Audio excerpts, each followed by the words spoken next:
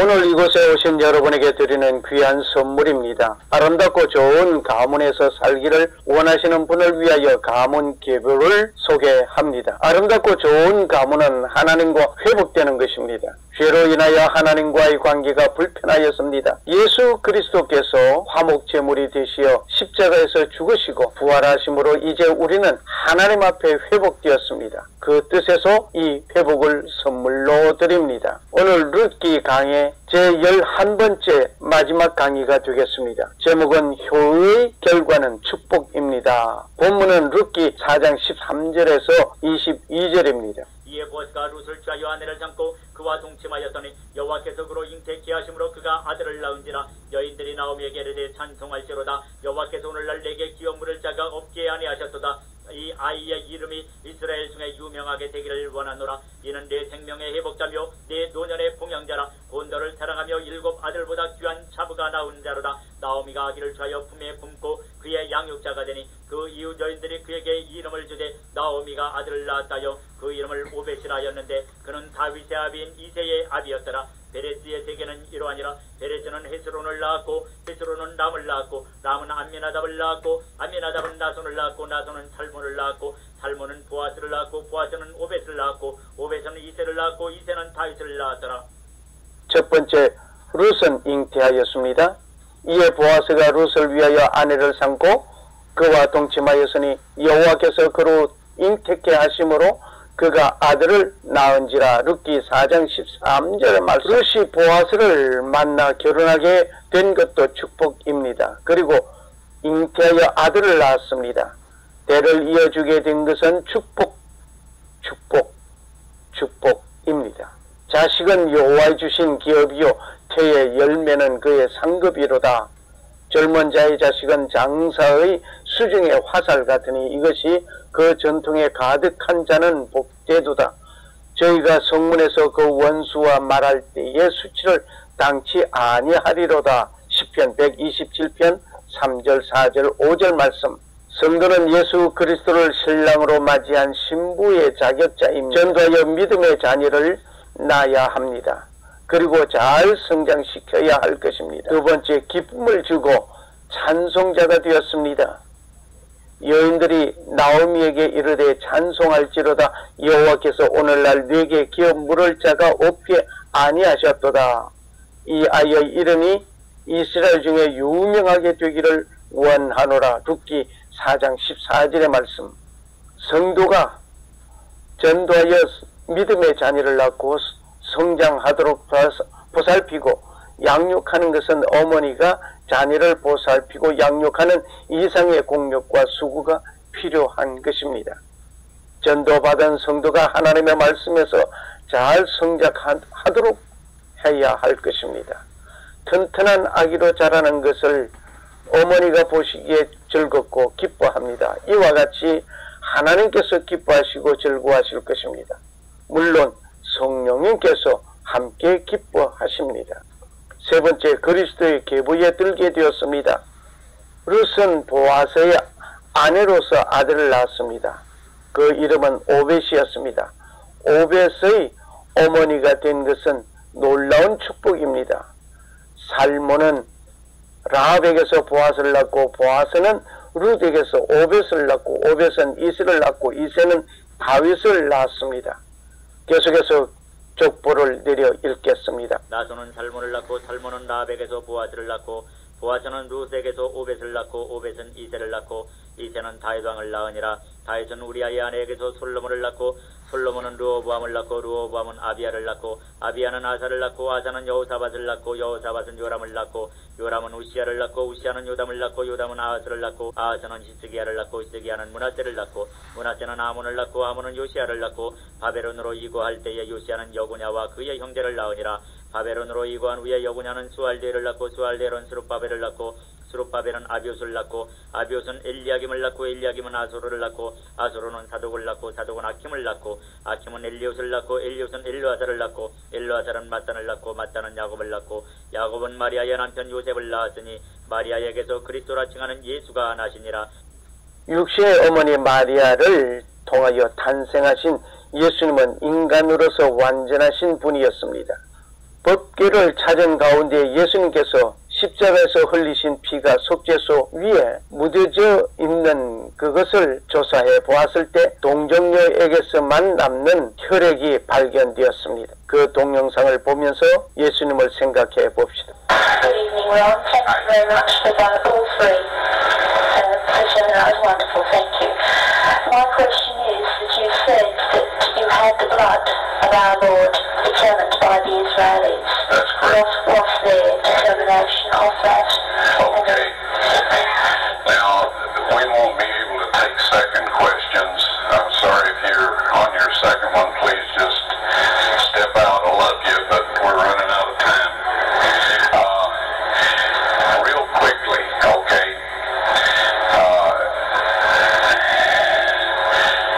Dried blood is dead blood.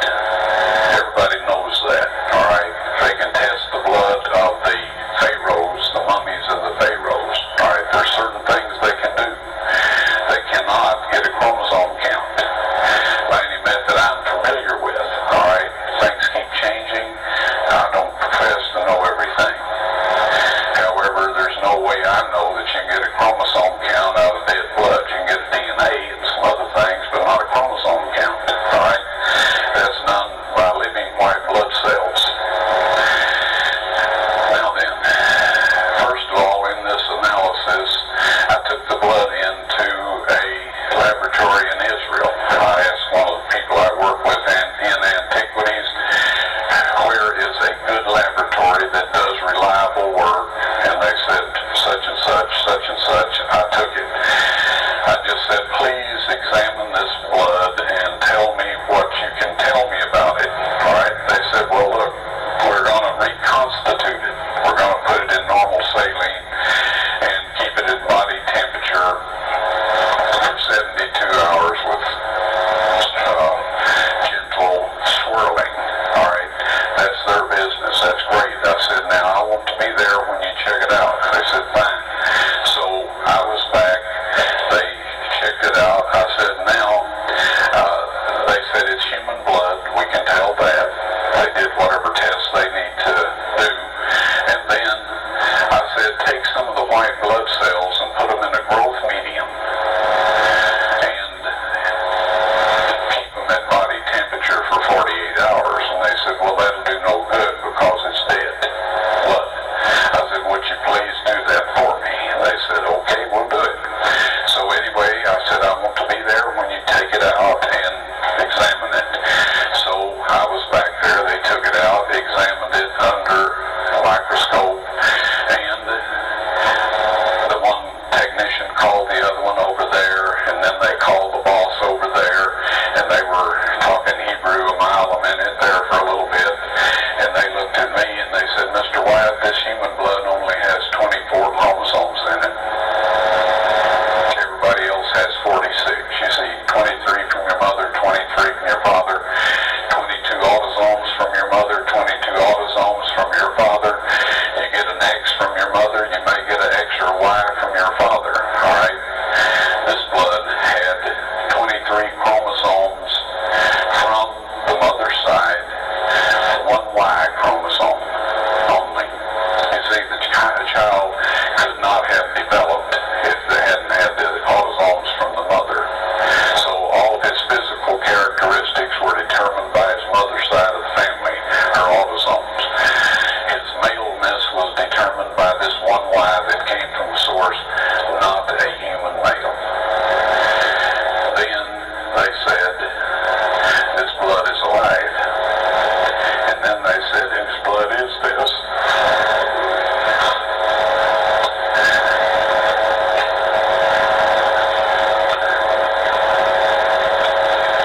I said, it's the blood of your Messiah.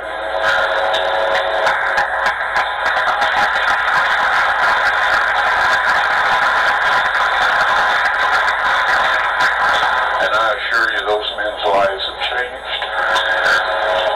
성령으로 잉태하였으니 완전한 신으로 예수님이십니다. 천사가 대답하여 가로되 성령이 내게 임하시고 지극히 높으신 이의 능력이 너를 덮으시리니 이것으로 나실 바 거룩한 자는 하나님의 아들이라 일컬음이라. 누가복음 1장 35절의 말씀. 예수님은 성령으로 잉태된 완전한 신으로서 법적인 아버지 요셉의 가문에 이른 것입니다. 룻은 보잘것없는 이방 여인이었습니다. 그리고 모압족은 이스라엘의 총회에 들 수 없는 자들이었습니다. 그런데 다윗의 계보에서 예수 그리스도가 탄생하셨습니다. 다윗의 할머니가 룻이라는 사실을 생각하여 보면 놀라운 축복을 받은 룻이었습니다. 여기에 그 계보를 보면서 생각해 보겠습니다. 엘리멜렉은 나오미 사이에서 말론과 기론이 태어났습니다. 기론 오르바를 아내로 맞이했고 말론은 룻을 맞이했습니다. 후에 말론과 기론은 죽었습니다. 엘리멜렉도 죽었습니다. 오직 이 가문에 살아남은 자는 나오미와 룻뿐이었습니다. 그런데 한편 살몬과 라합 사이에서 보아스가 태어났습니다. 이렇게 하여 룻과 보아스가 결혼하게 되고 그 사이에서 오벳이 태어나고 이세에 다윗이 태어나고 후손 예수 그리스도가 이 가문에서 태어난 것입니다. 네 번째로 인내하고 효하는 룻에게 놀라운 보상이 있었습니다. 사라는 하나님의 약속을 기다리지 못하여 자기의 몸종 하갈을 남편된 아브라함의 품에 주었습니다. 그리하여 잉태하여 아들을 낳게 되었습니다. 그리고 사라는 하갈과의 갈등과 고통이 극심하였습니다. 인류 역사의 종말까지 형제의 싸움이 계속될 것입니다. 하나는 아이가 없음을 인하여 울면서 먹지도 아니하고 슬픔에 있었습니다. 여호와께서 그를 성택치 못하게 하심으로 그 대적 브닌나가 그를 심히 격동하여 번민케 하더라. 매년 한나가 여호와의 집에 올라갈 때마다 남편이 그 같이 함에 번닌나가 그를 격동시키므로 그가 울고 먹지 아니하니. 사무엘상 1장 6절 7절 8절의 말씀입니다. 세례 요한의 어머니 엘리사벳은 원망하든지 슬퍼하지 아니하였습니다. 하나님을 기쁘게 할 것만 생각하였습니다. 지금까지 룻은 슬픔과 고난의 훈련을 통하여 성숙한 어머니로서의 준비된 여인이었습니다. 가정에서 불화의 불씨는 아무개라고 상대편에게 공을 던져 넘기는 것이 급급하였습니다. 상대편이 아니라 나 자신에게 문제를 찾으면 해결될 것을 나 자신에게서 그 문제를 찾지 아니하였습니다. 룻을 통하여 고부간의 갈등을 해결하셔야 하겠습니다. 형제간의 미움과 시기, 질투, 사랑으로 성숙시켜야 할 것입니다. 친족간에 갖는 깊은 애정이 올바로 정립되고 아름답기를 원합니다. 이 모두는 효하는 마음과 인내하는 데서 이루어지는 것입니다. 특히 예수 그리스도와 성도 간에서 맺는 언약이 있습니다. 하나님은 성도를 통하여 큰 뜻을 이루시기를 원하십니다. 룻과 같은 순종심에서 헌신과 봉사하다가 하나님의 신령한 은혜와 축복이 계속 유지되시기를 축원합니다. 감사합니다.